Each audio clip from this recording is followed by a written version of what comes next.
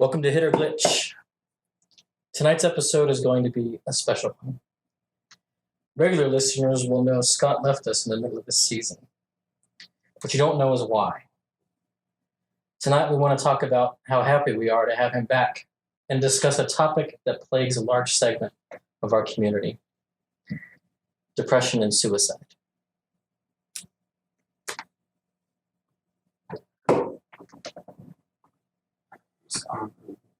First off, I want to say, that it's mutual. I'm very glad to be back.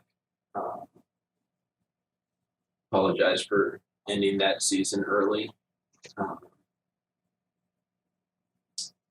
A lot of things were going on in my life at that time, and the reason why I canceled the end of that season and left the show was because I was dealing with depression, and I did attempt suicide. I took a shitload of pills, took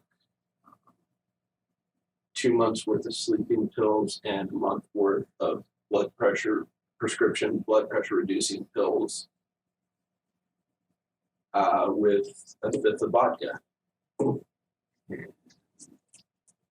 Been working for some very good friends of mine who are concerned. I wouldn't be here recording this podcast right now. So I spent some time in a hospital. I've been working on getting better, and this depression is something I've dealt with for the majority of my life, since I was 7. And I'm 40 now, so 33 years of that. It's not something that's easy, especially when you grow up hearing that depression isn't real and to just suck it up, and you're a boy, you shouldn't have those kind of feelings, toughen up kind of thing. It makes it hard. I don't know if you guys have any questions for me or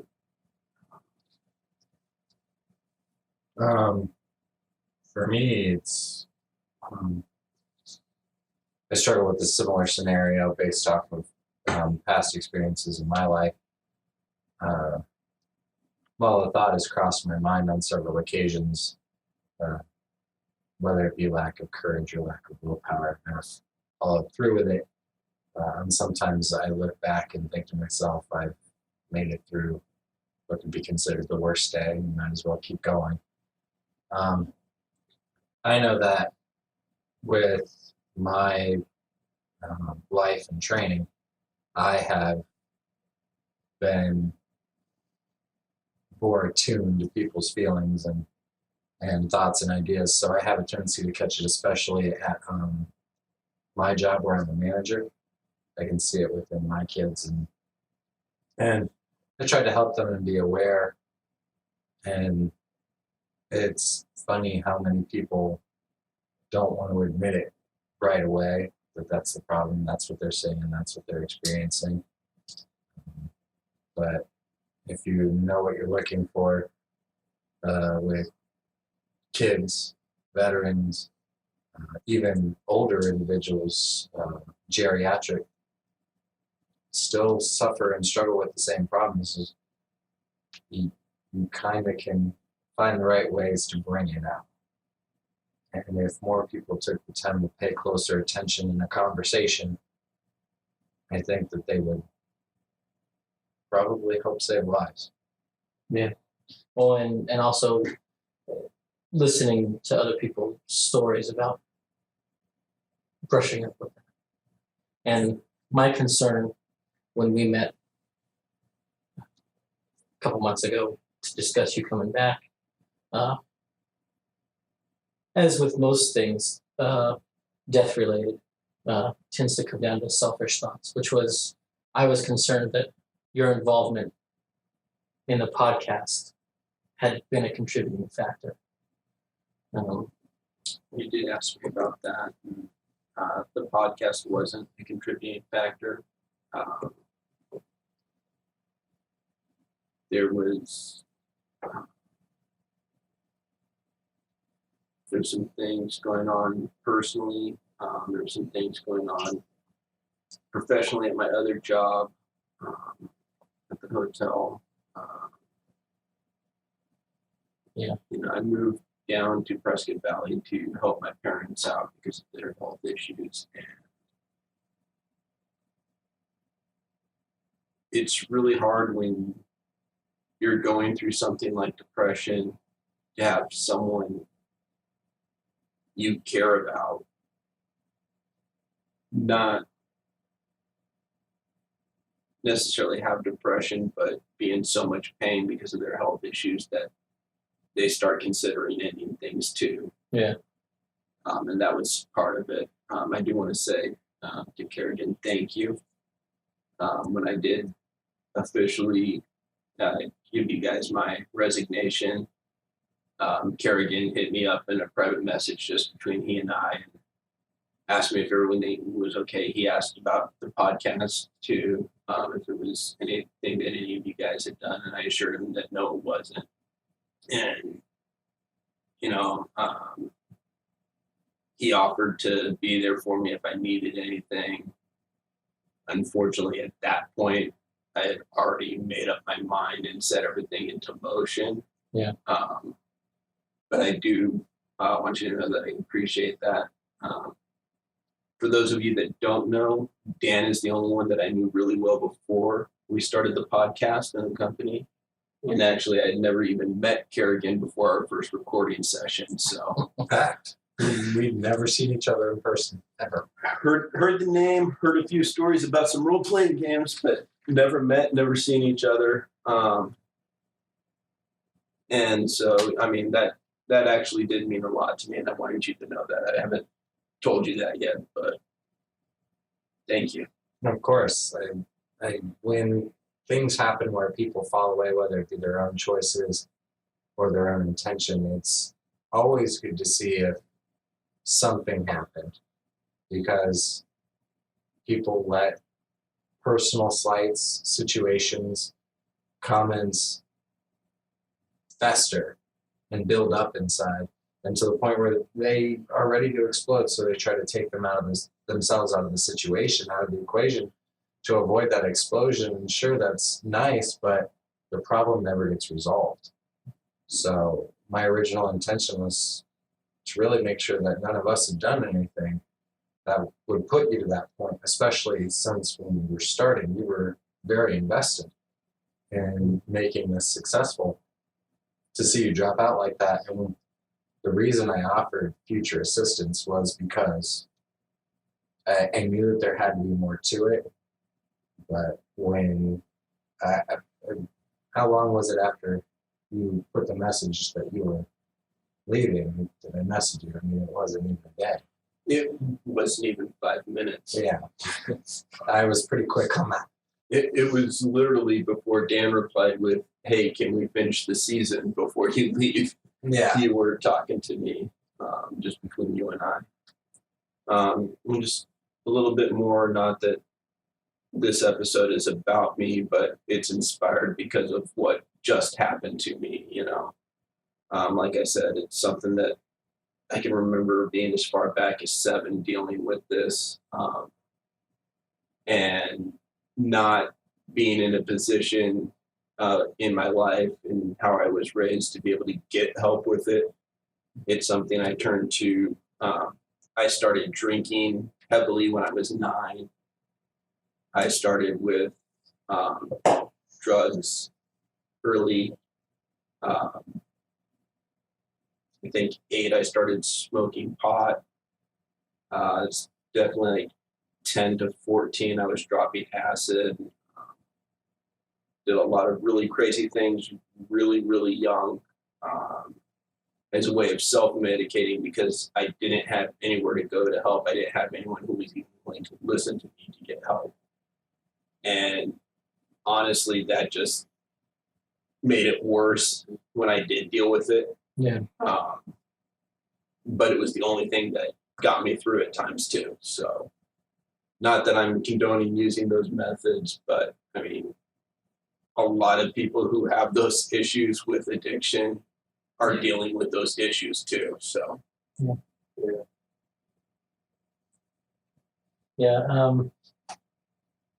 my nearest brush with suicide, I've had two. One was in high school when,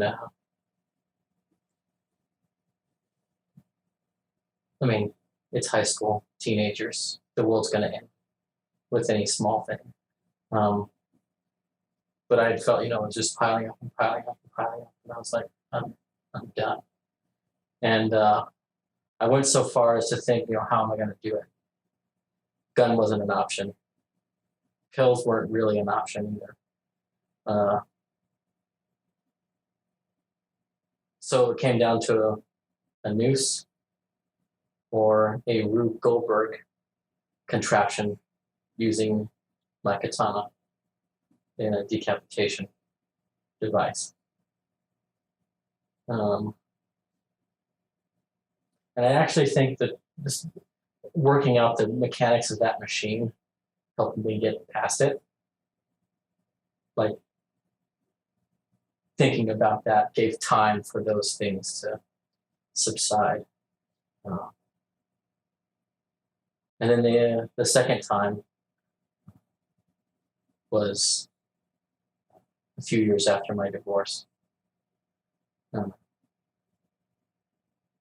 I was in a job that I didn't like and didn't see a way out of. And for that one, I was going to use a gun. And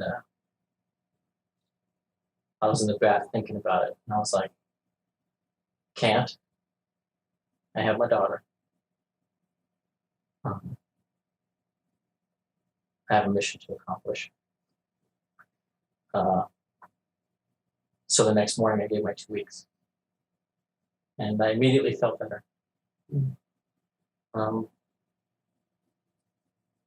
So, it's something. I don't want to say that I deal with depression, but I know that when you're in it, you don't see it a lot of the times, especially when you're just in a shallow portion, and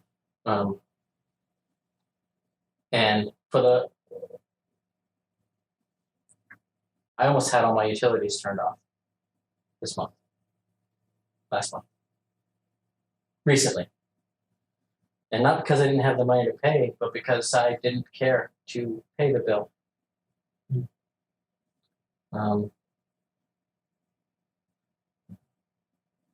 Just sort of, I don't realize what day it is. Oh, that was due 2 days ago. Yeah, I don't care.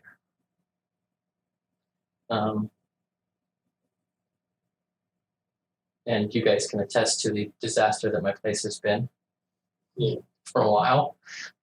And that's largely because I just didn't care. Some of that's depression, and some of that is my ability to ignore my surroundings. It's a special skill. That's the thing with depression. It's not, contrary to popular belief, it's not just being sad or thinking you have a horrible life. Yeah. Honestly, and the levels are different for each person, at least as far as the people I've come into contact with it that also deal with it. But for me, a lot of it is not feeling at all. Yeah. Not being able to care, not being able to any emotion. You just don't, I just don't have it. For a long time, I thought I was just a borderline sociopath because I just didn't care so much. And that, it's why, I think you've heard me say, but people, if you're listening that hang out at Game On and Game Shop and know me, you've heard me say that I identify a lot more with the villains in stories than the heroes, Lex Luthor and Doctor Doom are my two favorite DC and Marvel characters, respectively. But it's just, it's like you were saying, you just don't care. Don't care to pay the bill. Who cares? It's what's the point? You just don't have any emotion whatsoever. I find that to be a common burden of intelligence. It may be funny, but at the same time, people of a higher intellect are less stimulated or less interested in the mundane. And sometimes paying bills or cleaning the home is mundane. But that's also the other thing with depression.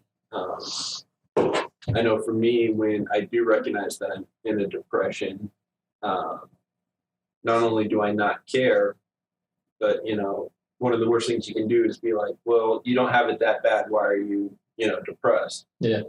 Because I already know that I shouldn't be depressed, that I don't have it that bad. And that makes me feel that much worse that I'm going through this when I know I'm better off than so many other people.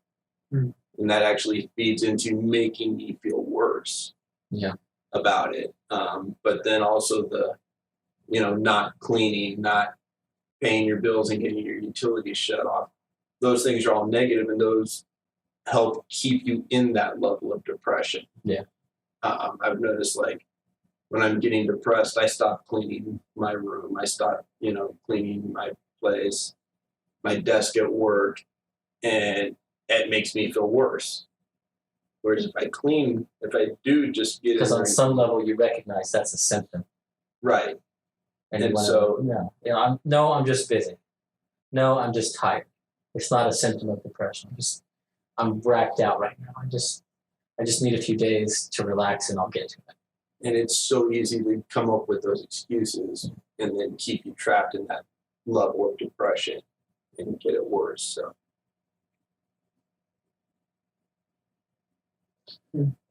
Now you had you wanted to talk about the suicide prevention hotline. Yeah, I know. I've got the number and everything right here if you'd like. Yeah, if you want to give the national.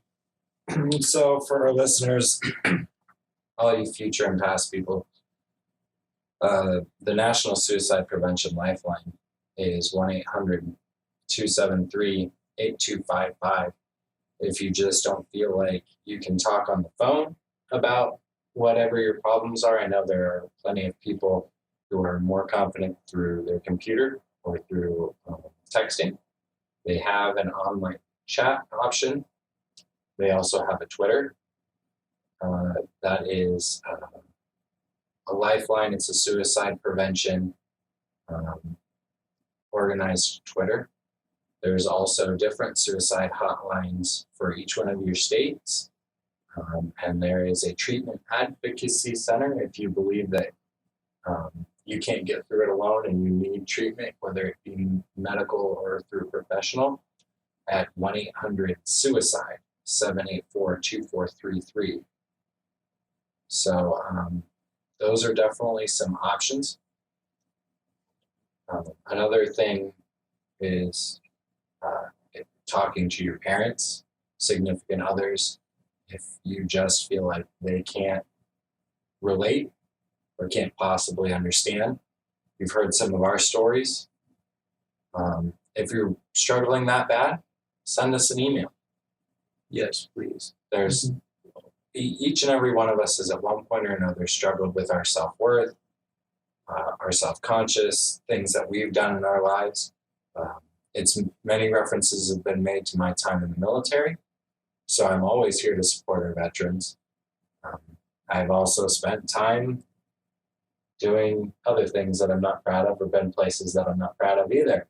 So I have a plethora of experience dealing with self-conscious, self-desire, self-worth, and things that I've done wrong. Obviously, you've heard from two others that have also considered contemplating suicide or have gone through with it, albeit unsuccessfully. But we know and understand the pain. And if you feel like no one else in this world has time for you or is interested in your struggle, you're listening to a group of 5 gentlemen who will take the time to sit down and answer your emails to make sure that you get the help that you need or you get the listening ear that you want. Yes. I just want to check on to what he said. A extra crisis helpline that I used a couple of times leading up to my attempt, and once since then, just it doesn't necessarily deal with just suicide. It's just anytime you need someone to talk to, dealing with depression or dealing with issues. And it's just a text line, so you just text back and forth, and there are professionals on the other end. It's called the Crisis Helpline, and if you just text help to 741-741, a professional will be there for you, but not like Kerrigan said, email us. If you want to email, and it will get to me or any of us. If you want to talk to a specific one of us or any of us, I personally am more than willing to, if you need someone to talk to, I'll give you my personal number and we'll talk on the phone if that's what you need. But also your loved ones. You will be, I know you don't feel like it when you're going through it, but you would be surprised how many people are willing to be there for you. If you just take that leap of faith and ask someone. Yeah, it's one of the biggest things is you're not alone. It may feel like it at the time, but everybody has at least 100 friends on Facebook. Out of those 100 people, at least one's going to want to take the time to listen if you're truly struggling. And they don't even have to be the level of friend that will help you move. Sometimes it's maybe somebody that you only met once or twice, but there are people out there, good-natured, caring, loving individuals, who if you say, I don't know who else to turn to, I don't know where to go, can you please just take 5 minutes to listen to me? Yeah. They might take 5 hours for you. If you can honestly, just admit you need help. like it doesn't matter what kind of level of a friend they are. I think everybody has within them the desire to try to save somebody else's life. And I mean, because we're all going through crap. We're all going through horrible things. And a lot of times because we're going through it, we're all feeling alone. Yeah. And the fact that you save somebody else's life helps you save yours at the same time. I'm a teacher now at a high school, and I actually have already dealt with suicide amongst my students, like people dealing with it. One of my students, I knew something was up, and I started talking with him, and he said it's been a year since his best friend committed suicide. And, he's dealing with some of the same feelings now. Yeah. Because of the fallout of that and the recurring feeling. And so, I mean, my dad committed suicide my senior year of high school. And so I was able to talk to this guy and say, I'm not in the same boat you're in, but I've been in a similar situation.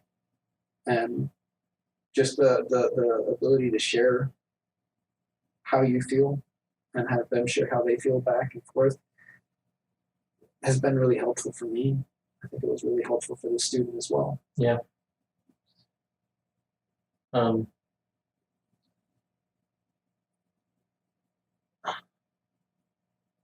There can also be a sense of guilt for those on the outside.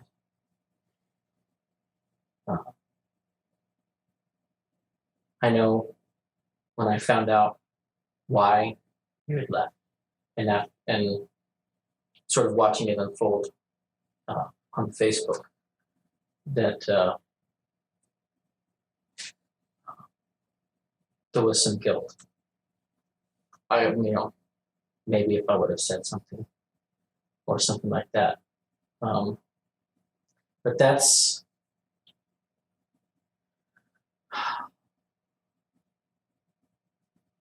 kind of almost akin to survivor's guilt, I think. But I don't think it's necessarily fair to put those expectations on yourself if you know someone who is attempted or who has committed suicide. Definitely fair. I know that I personally hate the idea of anyone thinking or feeling guilt because of what I went through and what I did. That was 100% on me, because I didn't take that leap of faith to trust any of my friends. I didn't take the time to work my way through it. I just was so overwhelmed after 3+ decades of not knowing how to deal with it, not knowing how to get help, being told that I should be better than that and shouldn't have to deal with that, that it just all came crashing down to that one moment. Yeah. And I mean, yeah, I don't. Well, all four of us have gotten a chance to speak, but one of us has remained pretty silent. I have absolutely no experience in this matter. I've never had a friend who thought of it. I've never thought of it. Your And dad did. I mean, but you were. I never knew him. Yeah. Yeah. I was barely 5 when it happened. Go on. Yeah, I never knew him, so I have no experience in this. I have no knowledge of it, but I guess I sort of do. My best friend in high school, we both had a friend in middle school who decided he was going to be gay, and because we knew him at our school, that was highly looked down upon. And so just by the fact that we knew him and we were still friends with him, my best friend got cornered in the locker room and got the snot beat out of him. He was bruised up the next day, and he tried to completely ignore it and shove it in the corner. It didn't happen. It doesn't matter.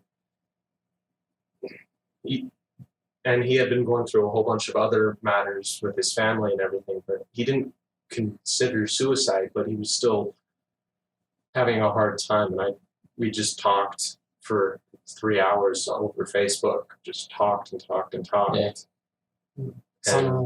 Sometimes it's not bad to not have experience with it. Yeah. I kind of relish the idea and thought of not having ever had to experience it or deal with it in one manner or another, but And I just want to reiterate, I mean, yes, you're very lucky that you've never dealt with it. I consider you very lucky, but this episode isn't just about suicide.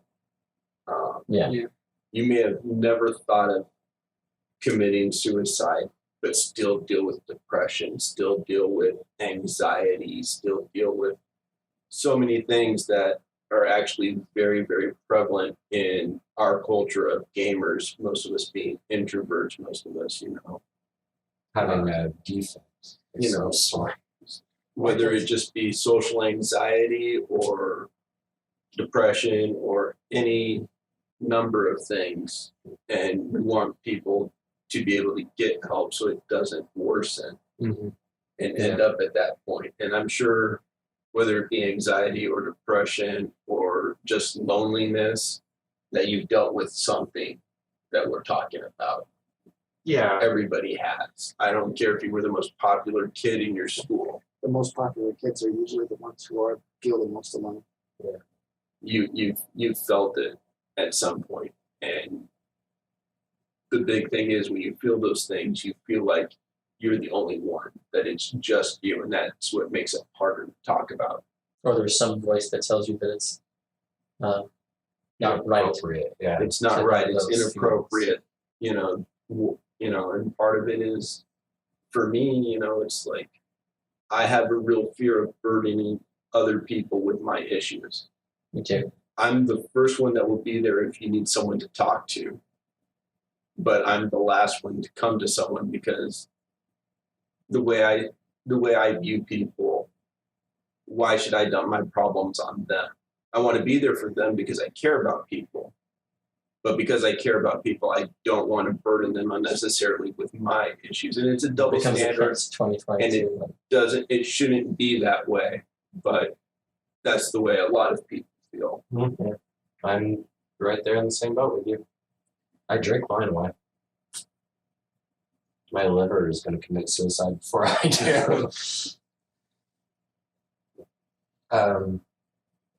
That being said, the depression, and anxiety, especially amongst our group of gamers, amongst any group of gamers, is extremely common. I have to be on an anti-anxiety medication just to do this podcast. And added to that, I take many more medication for many other different things as well. And I have no fear of admitting that. I used to think for the longest time while I was dealing with these problems, I had too much pride to take medication. I wasn't going to be so weak as to have to be on sertraline or Zoloft or Xanax, because I didn't want my mind altered. I always wanted to be me, and me was the best I could be, and if I was struggling, so what? I'd get over it. It took me a very long time to realize that I was a moron. I was a prideful moron, because now that I take this medication, I'm more analytical, I'm less emotional, I'm more articulate in the way I speak with individuals. I'm not brash in my response to things. It's, in some ways, it's leveled me out to the point where I'm not just like, every 5 minutes, whether it be that some random strangers come up and talk to me or that I've got to confront somebody about something. It's, if you really feel like you can't do it alone, speak to your doctor. Speak to your primary health care physician and ask them, and tell them this is what I'm going through, and ask them, what can we do? It doesn't always have to be Xanax. It doesn't have to be always have to be any mind altering drug. Sometimes it's just as simple as Buspirone or Zoloft. Zoloft makes you a little sleepy, but at least you're not sitting there thinking, Dave's not here, man. I mean, medication can help a lot of people. I'm all for medication if that's what's needed. But at the same time, it may be just unloading to your doctor, this is what I'm going through. Having that ear. And that's why they say that a lot of counselors are a good thing, is because it's not somebody who knows you and knows all your friends. And so if you really tell someone how you feel and it's somebody that you know, there's that fear that judgment. Yeah, the judgment and the fact that everyone's going to know them. Yeah. They're going to tell everybody. But if you're talking to somebody that you don't really know, then you have that opportunity to really say what you feel and get that out there and finally start to heal from it. Yeah. Because you can finally put some fresh air or some light on this subject with somebody that you can trust, because they don't know you. They don't know anyone you know, and it won't ever get out. Yeah, and they're not coming at it from an angle to judge you. Right. Same thing with therapists and psychiatrists. They take an oath not to say anything to somebody about it. So doctors, they can be expensive depending on insurances, but it's at the same time, what's 50, 60, 70 bucks when it means your life? Yeah, exactly. What price do you put on? I know my family adopted two of our cousins that were in a really bad situation. Their mother had sole custody of them, and she died in a car wreck. And they were like 5 and 6 or 6 and 7 maybe. And they came to live with us, and for the first several years that they were living with us, they were going to see a counselor. And it was something that they really needed. They were in a really bad way at the time. But they, after a few years of it, they got to the point where they were able to handle it. They were on medications too. And one of them got to the point, the younger one, he got to the point where he didn't need the medications. He didn't need counseling anymore. He still needed to talk to people every so often, but, he got stabilized. The older one got off some of the medications, and he's not seeing a counselor anymore, but he's still got, it's something that doesn't go away. It gets, I don't know, I'd say it gets easier sometimes, but it still comes back over and over again. And it's something that it's a constant struggle. It's a cold war as opposed to a hot one. Yeah. But that's why it's really important to have someone you can trust, and that is not a cheap commodity or a common commodity. Exactly. And when I was talking to Scott to have him come back, I don't want to say it was a condition, but I felt it was important that we do an episode like this. That it is a common issue, and I didn't want to put undue pressure on Scott, and I wanted him to feel comfortable and to know that it was okay to talk to us.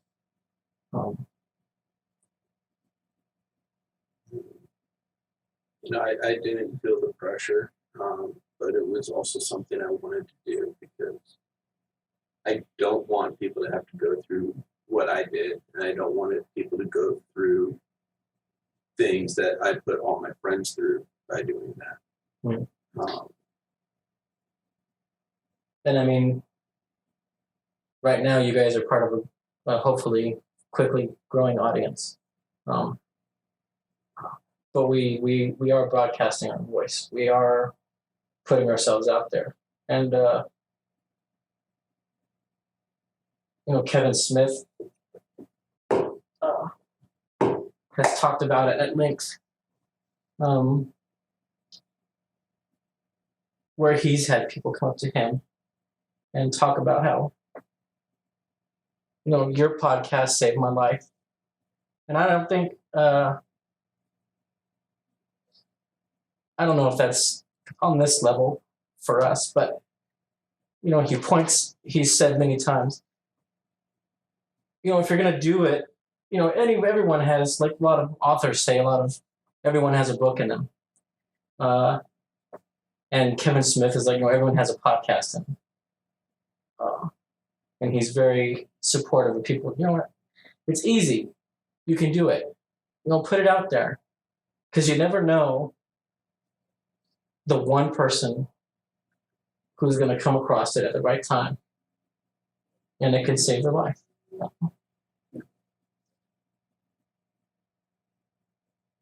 And I don't want it to sound too prideful, but just acknowledge that there's an awareness around our table that that can happen. Rule 34 teaches you anything is that no matter what you put out there, there's someone that wants to hear it or needs to see it. Yeah.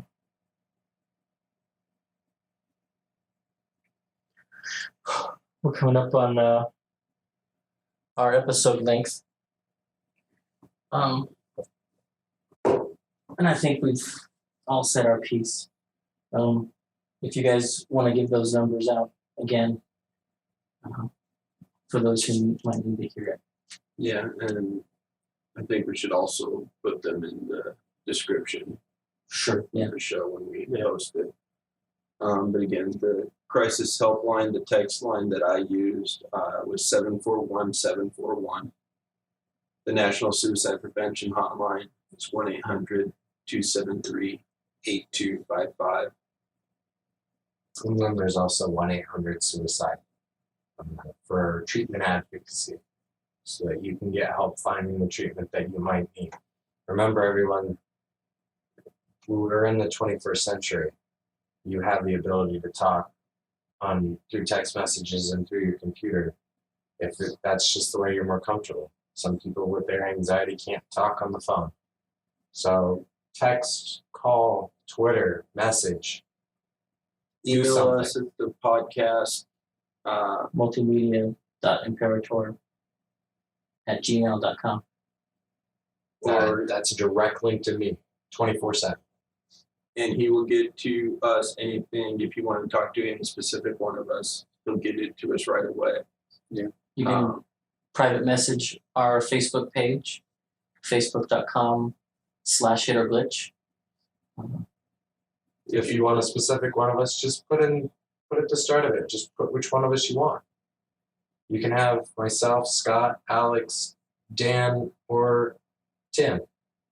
And each one of us can talk to you about different things, different life experiences, different situations. We come from a vast, different life, each and every one of us. And I cannot stress enough the goal of this episode, the goal of what I believe is each of our hearts here around this table is not to say, hey, look at us, this is what we did. It's not to say anything, but we care about you, our audience. We care about people, and we want to be there for you. We want to see you get the help. We want to see you thrive and succeed in life. And if there's anything we can do to help you with that and help you get through those hard times, please let us be there for you. I definitely spent more than one night, all night, just talking to people more about whatever. And then a lot of times it takes you some time to get around to what you need to say, and that's fine.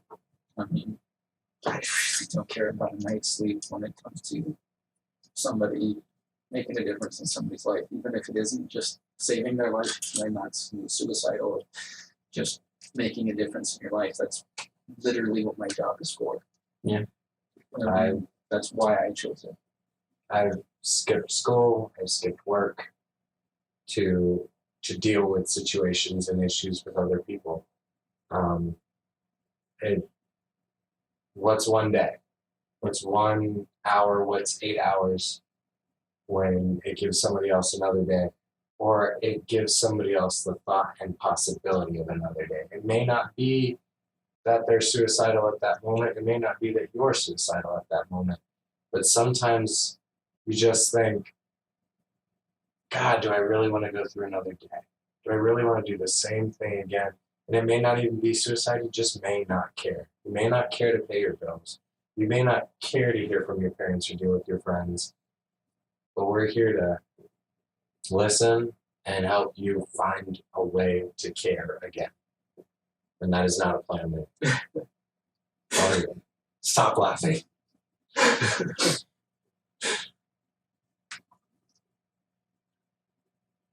All right, ladies and Be well. gentlemen. Go ahead. And enjoy the universe. Yeah. We will see you next week.